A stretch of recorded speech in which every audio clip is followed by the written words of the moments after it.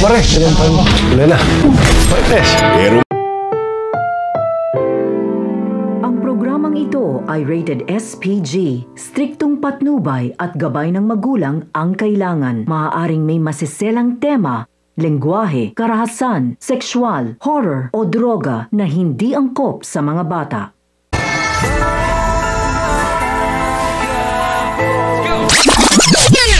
Pinayuhan ni Tesinita na kailangan talaga mabayaran nila si Rhoda dahil kung hindi, mawawala na sila ng bahay at wala pa silang matitirhan.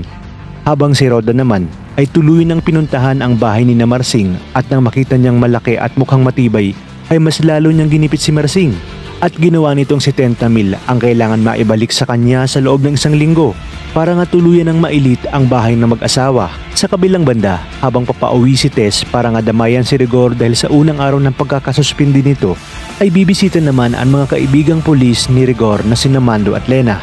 Magugulat si Rigor dahil sa biglaang pagsama ni Lena at nang makapasok na sila, ay aalis ng saglit si Mando upang bumili ng makakain at merienda. Kaya sinamantala ni Lena ang pagkakataon para malingkis niya si Rigor. Sasabihin ni Rigor na itigil na ni Lena ang kanyang mga ginagawa dahil hindi ito tama at may asawang tao siya. Kung kaya't sinabi ni Lena na hindi niya ito aagawin kay Tess at kung kailangan umanon ni Rigor ng mahihingahan ay naroroon lang siya. Mahahalata naman sa mata ni Rigor na mukhang di siya mapakali at bumabalik lang sa kanya ang nangyari sa kanila ni Lena ng gabing yun. At nang nakabalik na si Mando ay makakasalubong niya naman ang papauwing si Tess. Sasabayan niya nga ito sa pagpasok, ngunit ano kayang gagawin ni Tess? Sa oras na maaktuhan niyang nililingkis ni Lena ang kanyang asawang si Rigor. At dito na rin kaya mapagtatanto ni David na posibleng si Lena ang babaeng kasama ng kanyang tatay Rigor sa motel?